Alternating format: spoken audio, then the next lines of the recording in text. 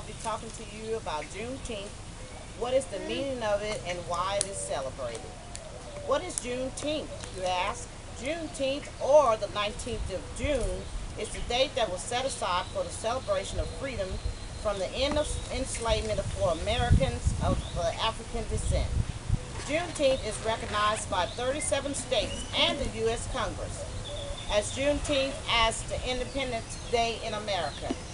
Although the rumors of freedoms were widespread prior to this, actual emancipation did not come until General Gordon Granger arrived in Galveston, Texas, and issued what is called a General Order Number 3. This was issued in June 19th of 1865, almost 2.5 years after President Lincoln signed the Emancipation Proclamation. Juneteenth is the oldest celebration commemorating the ending of slavery in the United States. Dating back to 1865, it was on June 19th that the Union soldiers led by the Major General Gordon Granger landed in Galveston. With the news that the war had ended and the enslaved was now free, it was noted that there were 2.5 years after President Lincoln's Emancipation Proclamation, which had become an official on January 1st of 1863. The Emancipation Proclamation had little impact on Texans due to the minimal number of Union troops to enforce the new executive order. However, with the surrender of General Lee in 1865 and the arrival of General Lee's Greenville, the forces were finally strong enough to overcome resistance. Often this story is told of a messenger who was murdered on his way to Texas with the news of freedom. Another one is that the news was deliberately withheld by the enslaved to maintain the labor on the plantation. And still another is that the federal troops actually waited for the slave owners to reap benefits of one last cotton harvest before going to Texas to enforce the Emancipation Proclamation, all of which or neither of these versions could be true. Certainly for some, President Lincoln's authority over the rebellious states was questioned. For whatsoever the reasons, conditions in Texas remain status quo beyond what is statutory. I wanted to tell you that one of the General Granger's first order of business was to be read to the people of Texas, and it was called General Order Number 3, which began most significantly with like this. The people of Texas are informed that in accordance with the proclamation of the Executive of the United States of all slaves are free, and involves an absolute equality of rights and rights of property between equal masters and slaves, and the connection hereto existing between them becomes, and between employer, a free laborer. With nowhere to go, many felt that leaving the plantation would be the first grasp of freedom.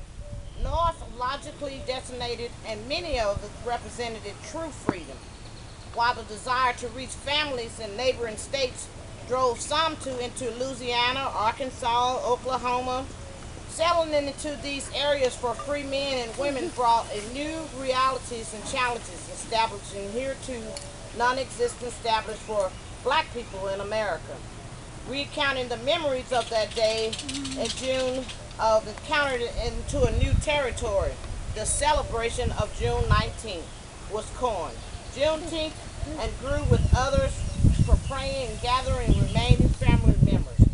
Juneteenth continued to be highly revered in Texas decades later, with former slaves and descendants making an annual pilgrimage back to Galveston all the way up to this date. Many of which continue in a traditional today. There are rodeos, fishing, barbecue, baseball, and are such few in a typical Juneteenth activities you may witness today. Juneteenth almost focus on education and some self-improvement. Often guest speakers are brought in the elders and are called to recount the events of the past. Prayer services were also a major part of this celebration. Certain foods became popular and subsequently synonymous with Juneteenth celebration, as strawberry soda pop being a traditional drink. More traditional, some popular was the barbecuing through the Juneteenth participation could share in the spirit and aromas from their ancestors.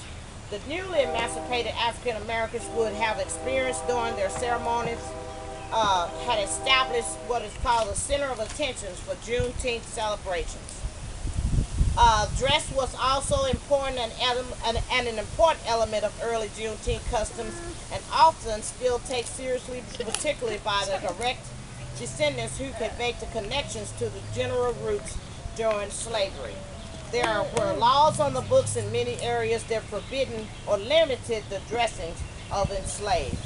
During the initial days of emancipation celebration, there were accounts of former slaves tossing their ragged garments into creeks and rivers and adorned clothing taken from plantations and belonging to former masters.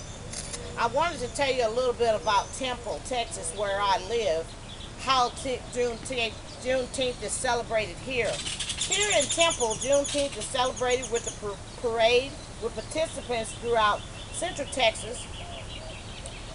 Just a few, to name a few things that happens here, we have 400 soldiers, which includes some of the army band, marching soldiers, as well as soldiers riding through on horses.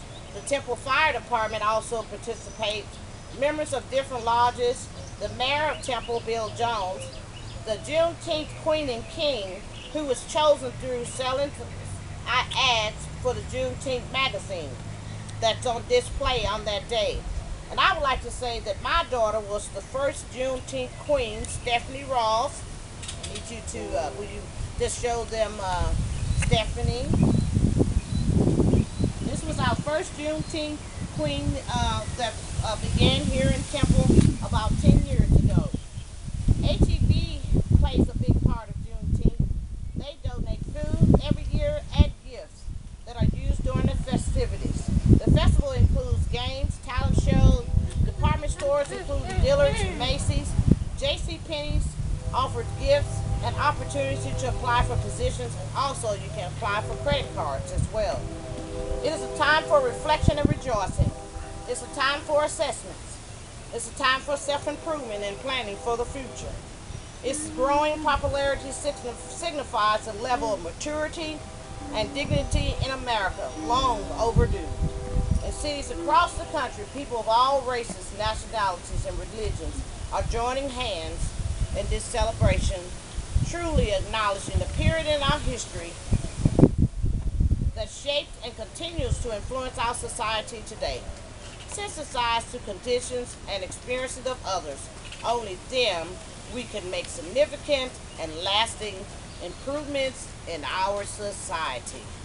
And that's the end of my speech on Juneteenth. Thank you. Now I'll just show you this. Here's my little audience. This is my audience. Thank you.